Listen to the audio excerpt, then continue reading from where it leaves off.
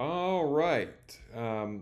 So, here is a topic that I want to discuss because it is something that every loan officer works with and every borrower works with. And I'm not sure a lot of people even talk about this enough. And it's really important because this will save a lot of time on for everyone. Okay. So, what your mortgage underwriter is not going to accept, how to submit your income and asset documents correctly and what documents are acceptable and what isn't. Think of your loan officer, if you ever seen those court dramas and you got the attorney and the judge, think of your loan officer as your attorney. They're there fighting for you, working for you, and the judge is the underwriter. They're the end all be all judge that gives the final say whether a loan is approved or declined. Okay? Um, so think of it like that. We're here, and we all, at the end of the day, we all want you into a house. Okay? So, uh, congratulations. We had that initial call. We got the pre qualification out, and maybe you even found the house already. And maybe your offer is accepted already. Congratulations. However, right after that pre qualification phone call, to get into the next step of the three-step process of buying a house, the pre approval, you're going to get a message. And we probably went over this on that first call. Please upload these documents, the most recent 60 days of your bank statements and 30 days of income documentation. And then you send me a screenshot of your Chime Bank app. And I'm looking at it thinking, well, congratulations. I know you got $42,731.18 in your checking account, but I don't have an actual bank statement. I got a picture of your phone. And unfortunately, the underwriter, the judge, will not accept that as evidence. So today, that's what we're talking about. Something incredibly exciting. I know, try to contain yourself. We're talking about how to properly submit your income and asset documents needed to verify your mortgage approval. Okay? Because the faster we can verify your income and assets, the faster we can move your loan forward and get to that final stage where we're giving you the keys. So let's take a step back for a second. Before you start panicking and stop the video, and start digging through filing cabinet from 2017, I don't need 100 different documents for the past 20 years just to get started. Okay? I don't need your entire financial life on day one. I need just a few specific documents that let me verify the basics. Okay? Initially, I just need a few basic documents to start verifying income and assets. So, typically, what we're looking for to start with is income, the most recent 30 to 60 day pay stubs. And if you're a W 2, it's just 30 days. If you're getting a commission and bonus, yeah, we'll probably want 60 days to show a consistent amount of commission. To show that, okay, he or she did not get an incredible commission on this pay period, but then, yeah, they didn't get anything remaining, to make sure that that wasn't a fluke. Assets, the most recent 60 days of bank statements. Taxable income, we'll ask for your previous 2 years of W-2s, not your entire bank returns. I'm sorry, your tax returns. We're not going to need that, just your previous 2 years of W-2s. That's it, at least to get started, So now, depending on your particular situation, your lender or underwriter may need additional documentation later. That's later, okay? But we're not trying to collect your entire financial autobiography on day one. We're trying to establish and get the evidence. What do you earn? What assets do you have?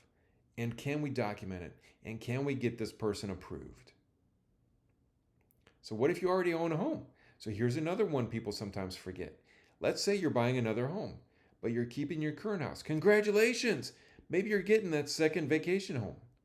Maybe you're getting your first rental property or your 10th. You're officially becoming a real estate investor. Well, maybe. You know, if you're keeping that existing property, we're going to need documentation for that property or for those properties that you currently own. And typically that means your current mortgage statement. We need to understand existing mortgage obligations as part of your overall financial picture and debt to income ratio. And if your home is paid off, first of all, that's amazing. Congratulations. Very few people can actually say that these days. But we still need documentations because guess what? You're still paying property taxes on that, and you're still paying homeowners insurance on that. So, property tax bill and the homeowners insurance declaration page. Because even though you don't have a mortgage payment, that house didn't stop having expenses.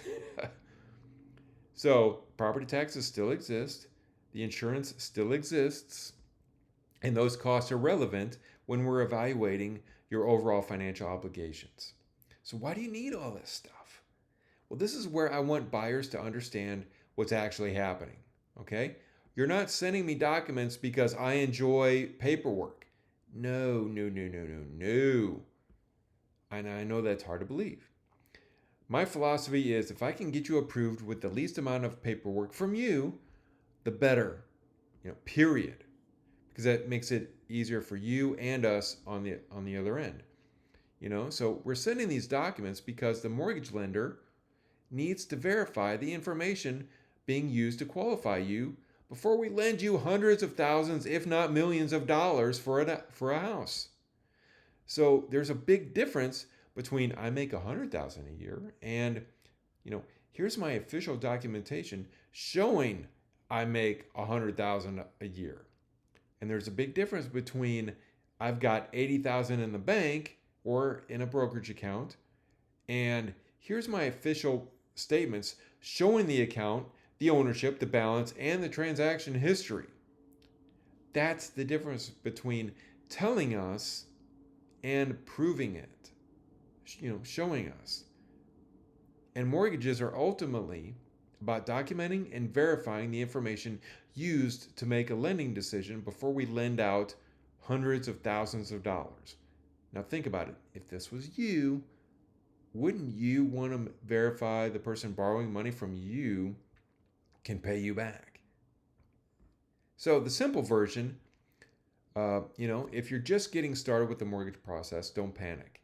This is exactly where you need to be and the video you need to be watching. You probably don't need to send me your entire financial history.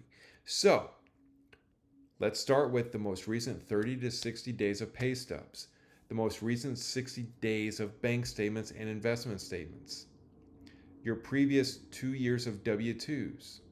And if you own another property, you're probably keeping that mortgage statement. If it's paid off, we'll need that property tax bill and the insurance declaration page. And then we'll take it from there. And remember, the desired outcome isn't to send me the most documents over the past 10 years. The desired outcome is to send me the correct documents in the correct format. Because there's nothing more frustrating for us as well as for you than getting, hey, here's a screenshot of my bank account. When we actually need, here's the official 60-day bank statement showing all the information. So give us the correct documents the first time. And we can spend less time playing, can you send me that again, please? And we'll spend more time getting you closer to, congratulations, here's your keys. All right, so let's get started with bank statements.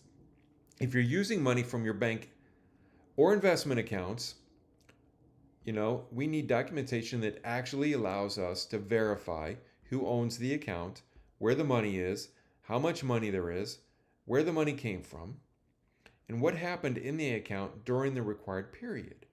So your bank statement needs to contain some very specific information. This isn't our guidelines. This isn't us. This is federal law, federal guidelines requiring this. Okay? So requirement 1, your full name. Your statement needs to clearly show your full name. Not initials, not a partial, your full name.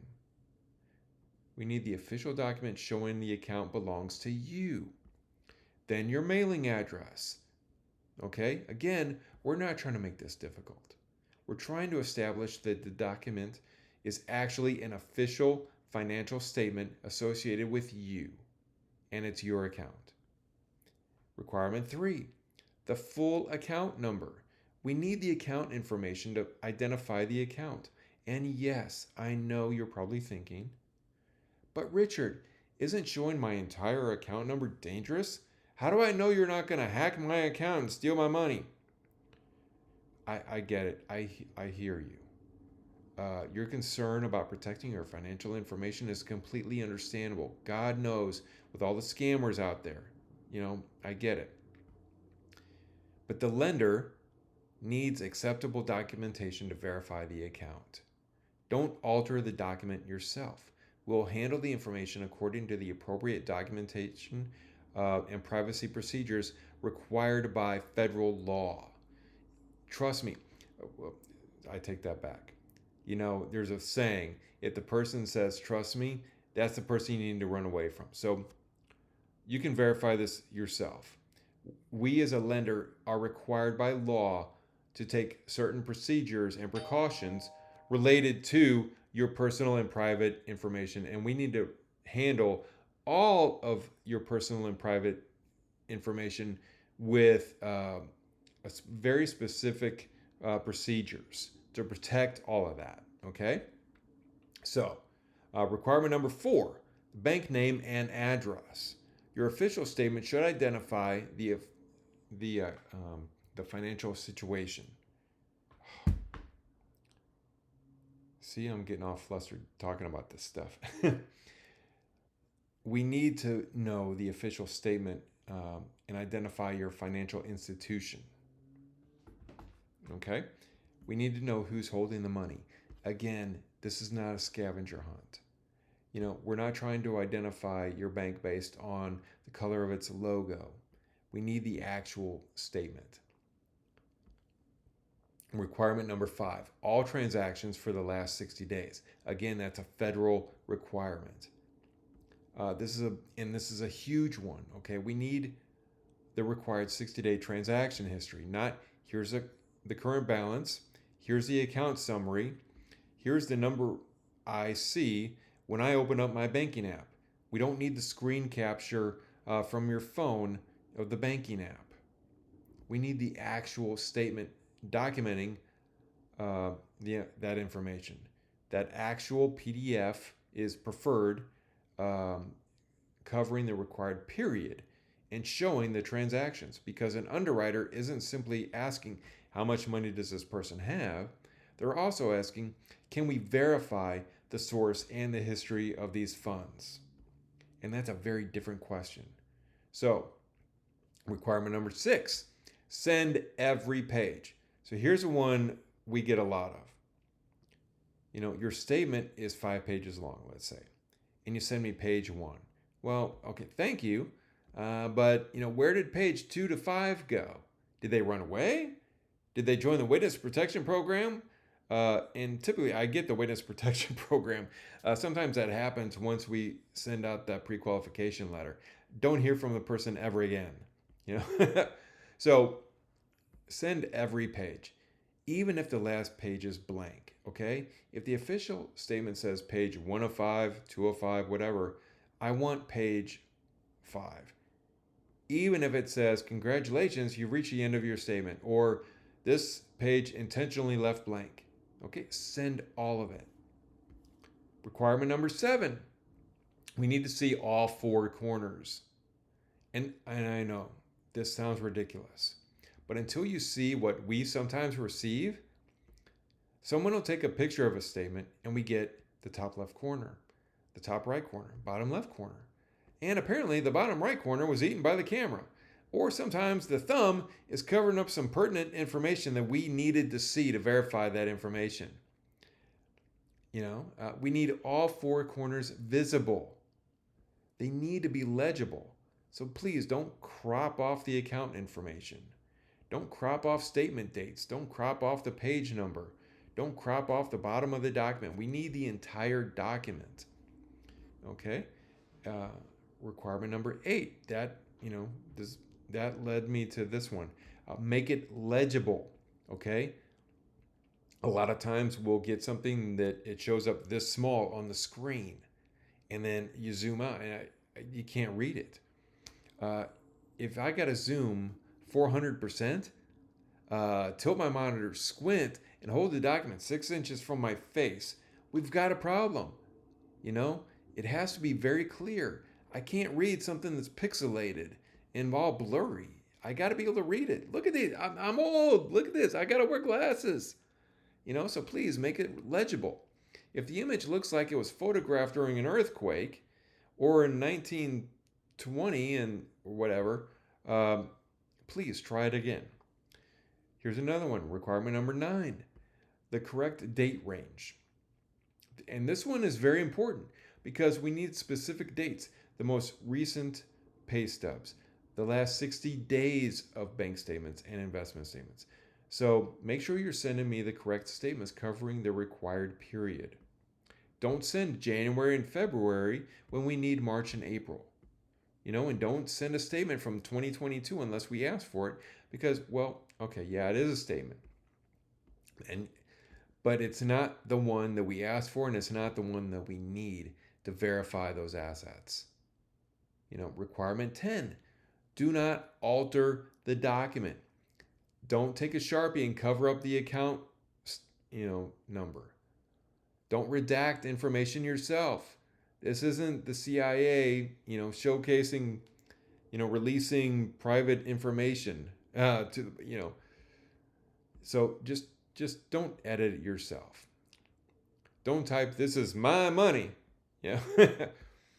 We need the official unaltered document from the financial institution. And please, don't make your own statement. I don't want to see an Excel spreadsheet. Okay? And this one always makes me smile. We need the official documents, not Richard's bank statement, final version, really final, PDF of an Excel sheet.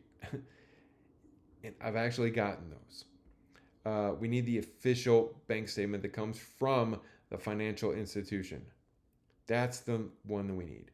And now, and I feel like I need to spend some time on this part. Let's talk about the most common item that we get. You open up your banking app and you see $87,000, $452.91. You take a screen capture or a screenshot, you upload it, and you're thinking, done. Well, technically. You did something. Unfortunately, you didn't provide the required bank statement. Screen captures, screenshots, mobile app summary screens are not accepted as substitutes. Okay? We need the official statements from legitimate banks. Why? Because the summary screen generally doesn't provide everything that we need to verify the account. We need the official documentation. Instead of taking a screenshot, download the actual statement from your bank. And usually, there's an option somewhere along the lines of statements, documents, e-statements, or download PDF, even if you're doing all this from your phone. Okay? And if you can't do it, if you're having a challenge doing that, I'm sure someone close to you can. A family member, a friend, or just call us up and we'll try to walk you through how to do that. All right, so now let's talk about pay stubs. Bank statements aren't the only documents that cause challenges. We also need to verify that your income. So we know that, okay, yeah, they make enough income to be able to pay us back each month. And that means sending an actual pay stub. Not, here's what I made for the month. Here's a screenshot from my payroll app. Or here's my annual salary. And definitely not, my boss says I make $85,000 a year. And yes, I've gotten that.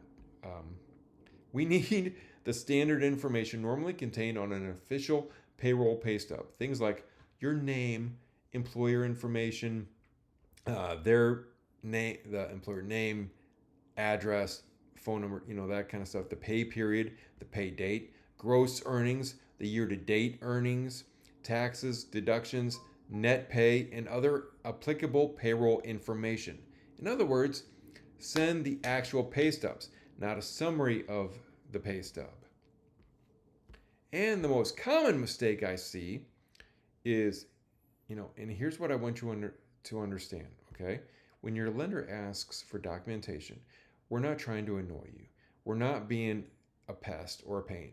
And I get it. When you're got the pre-qualification, the last thing you want to do is have a whole bunch of homework to find these documents and upload them. It feels like a chore, it feels annoying, and maybe a sense of doubt is going to start coming into your mind. Well, if I send this, will I really qualify for that amount? Well, I'll put it off until we're under contract. And you put it off and you're not fully approved. We're not sitting around thinking, how can I make this person's Tuesday slightly worse?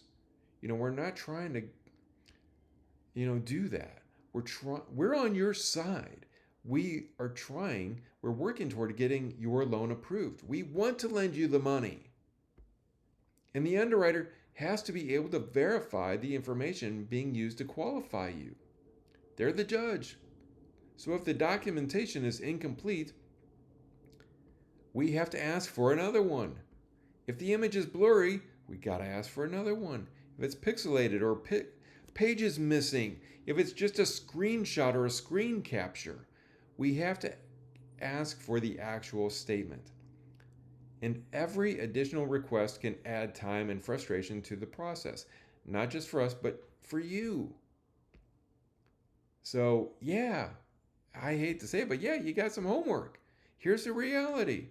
When you're getting a mortgage, you're asking someone to lend you hundreds of thousands of dollars. So, yeah, you got some homework. Yeah, we will ask to look at your credit reports. We will ask for income and asset verification.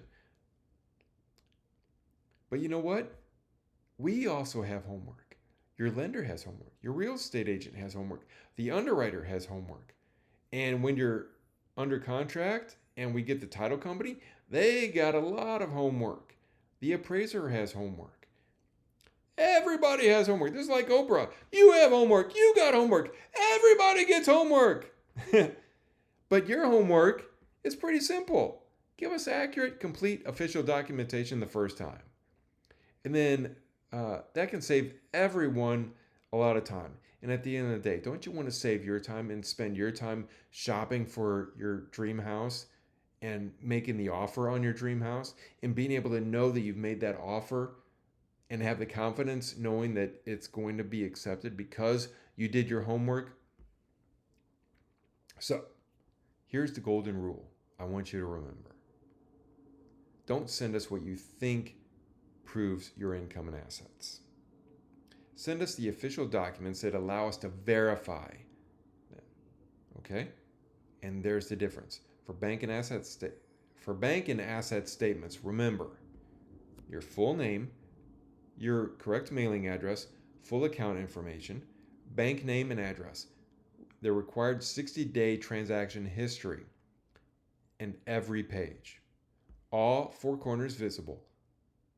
All four corners legible. All the content on those pages legible, readable. The correct date range, unaltered, and the official documents. So forget about screenshots or screen captures. No mobile app summary screens. All right, no homemade documents. And for income, send us your official pay stub with the standard payroll details, not a summary. And sometimes if you're on variable income, like straight commission, we may ask for year-end pay stubs for the previous 2 years. So we can capture all of your standard income. We may ask for 60 days of pay stubs versus the standard 30. So we can properly calculate that variable income and see if it's consistent or if that, one pay period was just a fluke. Or if we see on your pay stubs, oh, well, you know what? They're actually making like 32 hours a week this pay period. The next week they're at 47. And the last, we need to show consistency, so we can properly calculate what you qualify for, because we're in the business of helping you qualify for a loan and getting you keys. So here's my challenge for you. If you're currently going through the mortgage process, before you hit upload, take 30 seconds. Look at the documents. Ask yourself, is this the official document? Are all the pages there? Can I read everything?